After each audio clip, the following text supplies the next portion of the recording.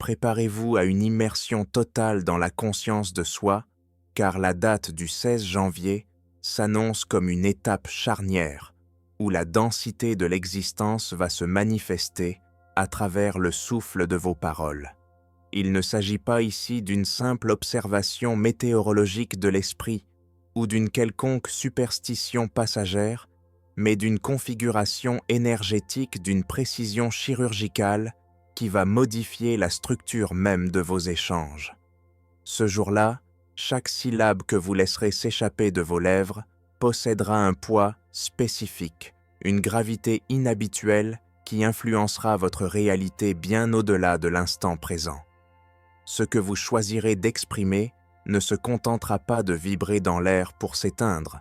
Cela s'ancrera dans le tissu du temps, résonnant pendant des semaines, voire des mois, tel un écho persistant dans une vallée profonde. L'explication de ce phénomène se trouve dans les rouages complexes de l'horlogerie céleste.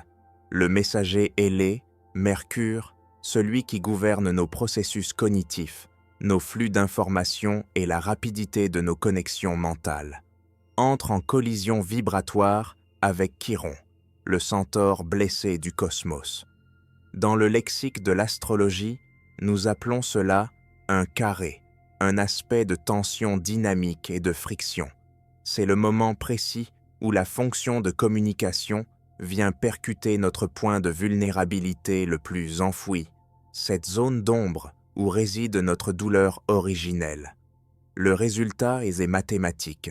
Les mots perdent leur neutralité habituelle pour devenir des vecteurs directs vers nos plaies les plus sensibles. Ils frappent avec une précision millimétrée, atteignant le cœur des complexes et des insécurités, tant chez votre interlocuteur que dans votre propre fort intérieur. Le plus troublant dans cette dynamique est que l'impact se produit souvent sans qu'aucune malveillance ne soit à l'œuvre. En réalité, c'est précisément lorsque les mots sont lancés avec une apparente banalité, sans intention réelle de blesser, qu'ils causent les ravages les plus profonds. L'absence de garde-fou rend la parole encore plus pénétrante. Cependant, il existe une perspective lumineuse à ce tableau. En identifiant les mécanismes linguistiques qui agissent peu comme des détonateurs émotionnels, vous pouvez non seulement les désamorcer par le silence ou le choix conscient, mais aussi les transmuter.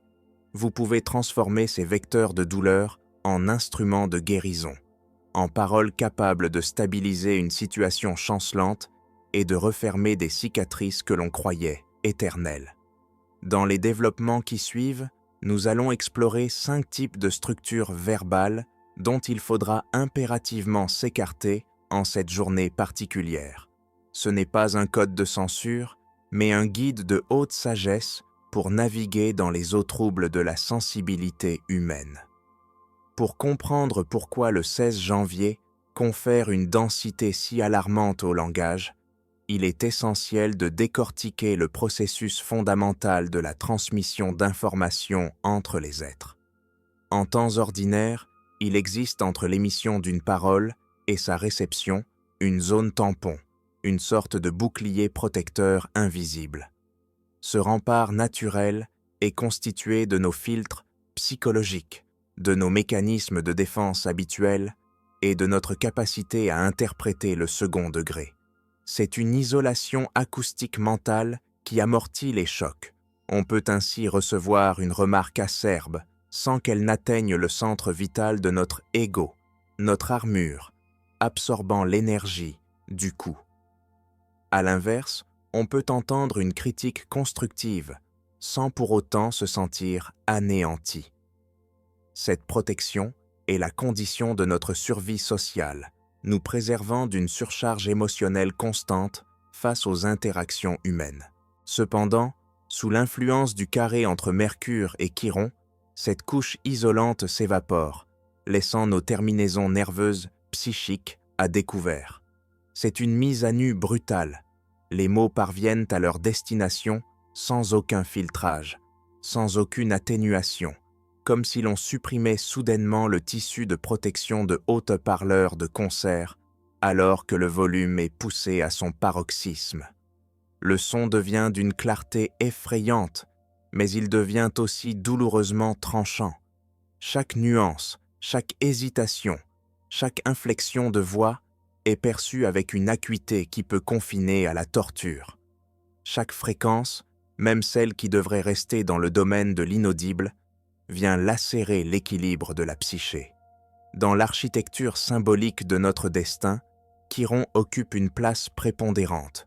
Il est bien plus qu'un simple corps céleste voyageant dans le vide spatial. Il était le gardien de notre faille fondamentale, celle à partir de laquelle notre personnalité s'est forgée par compensation. Ce code de vulnérabilité est unique à chaque individu.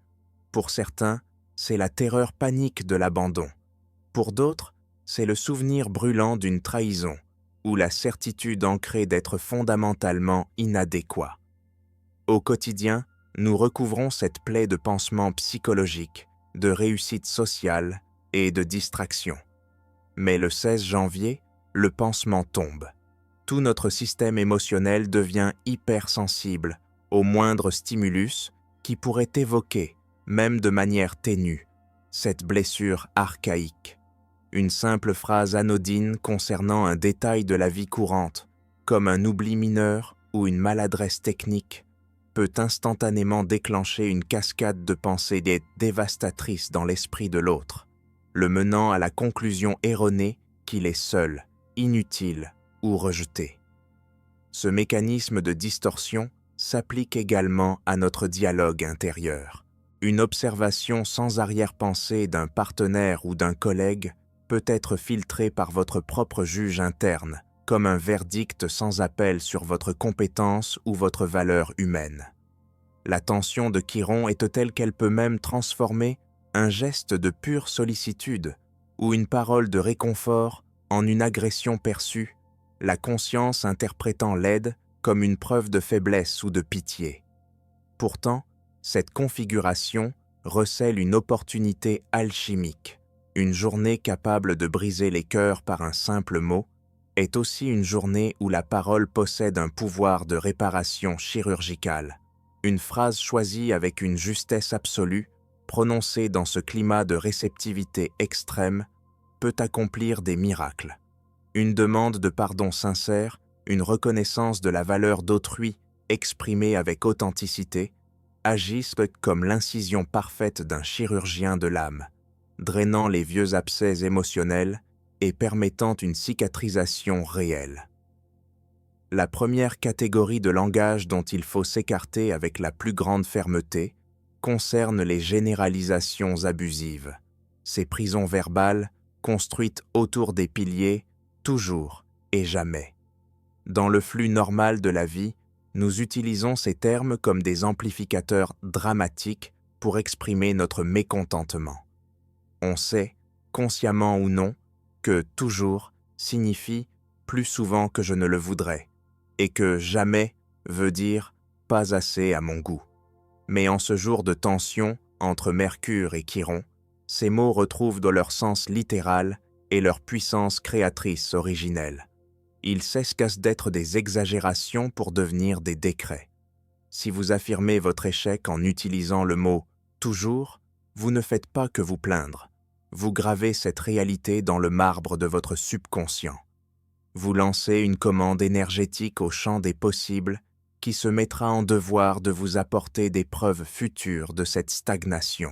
La mécanique est implacable. L'utilisation d'un absolu active Chiron, qui se met immédiatement à scanner toute votre histoire personnelle pour en extraire chaque moment de défaite, chaque souvenir de honte ou d'erreur. Il compile ces données pour en faire un dossier irréfutable, confirmant votre sentence. Vous vous emprisonnez ainsi dans une boucle de répétition dont le carré de Mercure devient le verrou. Sur le plan relationnel, l'effet est tout aussi corrosif. Évaluer le comportement d'un proche par le prisme du « jamais », c'est frapper son Chiron à l'endroit le plus vulnérable, celui du sentiment d'impuissance. Malgré toutes ses bonnes intentions, malgré ses efforts passés, la personne se sentira soudainement incapable de toute amélioration, ce qui provoquera soit une démission émotionnelle profonde, soit une agressivité défensive, bloquant toute évolution positive.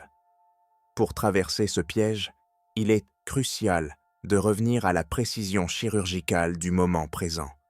Au lieu de juger la totalité d'une existence, décrivez le fait précis, ici et maintenant, sans le lier au passé ni le projeter dans l'éternité. La deuxième famille de déclarations toxiques est celle de l'incompréhension décrétée. Il s'agit de ces moments où l'on affirme avec autorité que l'autre est incapable de comprendre notre souffrance ou de saisir l'essence de notre vécu. Dans la configuration vibratoire du 16 janvier, de telles paroles agissent comme un rituel de bannissement. Elles ne se contentent pas d'exprimer une frustration, elles programment une rupture de la connexion qui peut durer bien au-delà de la journée. En disant « Tu ne pourras jamais comprendre ce que je traverse », vous réactivez la blessure d'isolement chez vous et chez l'autre simultanément. Vous vous enfermez dans une tour d'ivoire de douleur, tandis que votre interlocuteur se sent expulsé de votre monde intérieur, ce qui éteint en lui toute volonté d'empathie. Sur un plan subtil, Mercure oblige la parole à manifester la réalité avec une célérité déroutante. En érigeant un mur de mots sur l'impossibilité d'être compris, vous créez un filtre perceptuel qui rendra chaque geste de tendresse de l'autre invisible ou suspecte à vos yeux. Même la tentative la plus noble de rapprochement sera perçue à travers ce prisme de méfiance, transformant le soutien en une intrusion ou en une preuve supplémentaire d'incompétence affective. À l'opposé de ces barrières, utilisez des phrases-ponts. Exprimez votre désir d'être entendu. Avouez votre propre difficulté à traduire en mots le tumulte qui vous habite. Sollicitez l'aide de l'autre pour clarifier votre propre ressenti. C'est en ouvrant la porte de votre complexité que vous permettez à l'énergie de Chiron de se transformer en une force de réunion. La troisième catégorie de pièges sémantiques est sans doute la plus insidieuse, car elle se pare souvent des atours de la lucidité ou de la saine humilité. Ce sont les affirmations de propre incapacité, les sentences où l'on se déclare « pas à laudateur » ou « dépourvu de ressources ». En cette journée de haute tension, de telles formulations perdent leur statut de simples expressions de fatigue pour devenir des commandes directes à votre système nerveux. Mercure et Chiron agissent comme un amplificateur de résonance colossale. Chaque dévalorisation que vous formulez pénètre les couches les plus profondes de votre être pour s'y installer comme une vérité biologique. Dès que ce code est intégré, votre esprit commence à saboter activement vos opportunités, alignant votre environnement sur votre propre déclaration de faillite. Chiron, en tant qu'archiviste de nos douleurs, va alors exhumer chaque souvenir d'humiliation passée pour renforcer votre certitude présente d'être insuffisant. Plus grave encore, votre entourage finira par capter ce signal et ajuster sa confiance en fonction de votre propre dépréciation. Les responsabilités s'éloigneront de vous, les décisions seront prises sans vous, et vous vous retrouverez bientôt piégé dans la réalité même que vous avez verbalisée. Pour éviter ce naufrage, adoptez le langage de la croissance et du processus. Ne parlez pas de limites définitives, mais de phases d'apprentissage. Ne dites pas que vous ne savez pas faire, mais que vous êtes en train d'explorer de nouvelles méthodes. Ce glissement sémantique est si vital. Il reconnaît la difficulté sans pour autant condamner votre potentiel futur. La quatrième catégorie de termes à éviter concerne la fausse indifférence, ce bouclier de glace que l'on érige par peur de la chaleur des émotions. Dire « ça m'est égal » ou « peu importe » dans un moment de tension n'aider qu'une tentative désespérée de protéger son cœur contre une éventuelle morsure de la déception. On se berce de l'illusion qu'en retirant toute valeur à une situation, on se rend invulnérable.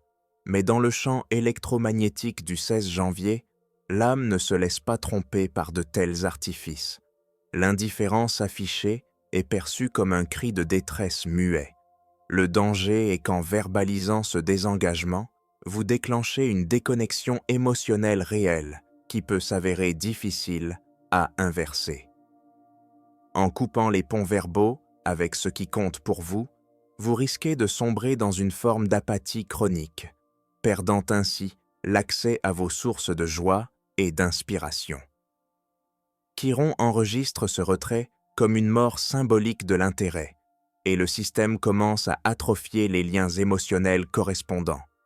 Des relations entières ont été dévastées par une simple phrase de désintérêt lancée dans un moment de fierté blessée, créant une distance qu'aucune explication ultérieure ne semblait pouvoir combler. La posture de sagesse consiste à assumer sa vulnérabilité.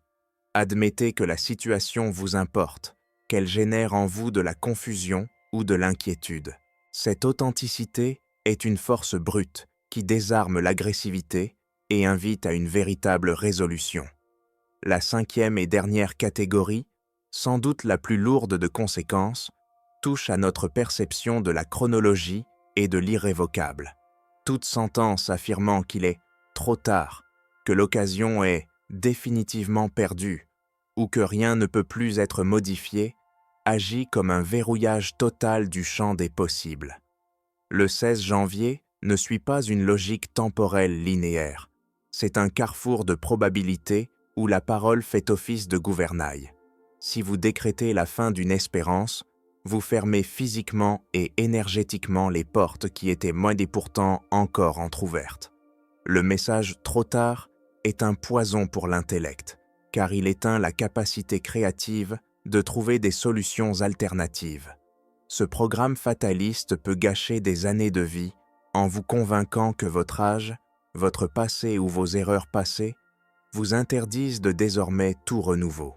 Une seule affirmation de ce type, prononcée lors d'une telle condensation énergétique, peut vous maintenir dans une stagnation artificielle pendant une éternité psychologique. Pour contrer ce venin, utilisez des formulations qui respectent la notion de cycle. Parlez de transition, de fin de chapitre, de métamorphose nécessaire. Un cycle appelle toujours une suite, alors qu'une fin décrétée est un arrêt de mort pour l'élan vital. En reconnaissant que le chemin actuel touche à son terme, vous préparez le terrain pour la prochaine étape sans insulter l'avenir. Malgré ces nombreux écueils, le 16 janvier met à votre disposition des instruments de guérison d'une puissance inégalée. 3 clés verbales majeures peuvent transformer cette journée en un moment de grâce. La première clé est la reconnaissance de l'essence de l'autre. Il s'agit de valider l'existence même de l'autre dans toute sa complexité. Saluer son courage, sa persévérance, la beauté de ses intentions cachées. Une parole qui reconnaît sincèrement le fardeau que porte un proche peut, en une seconde, dissoudre des années de ressentiment liés à la sensation d'être invisible. La deuxième clé est l'affirmation de la suffisance. C'est le remède absolu contre le poison de la comparaison et de l'insatisfaction chronique. Déclarez, avec une conviction tranquille, que ce que vous êtes et ce que vous faites ici et maintenant est suffisant. Cela ne signifie pas l'arrêt de tout progrès, mais la fin de la persécution interne. Cette parole libère une pression immense, permettant à vos talents naturels de s'exprimer sans la contrainte du manque.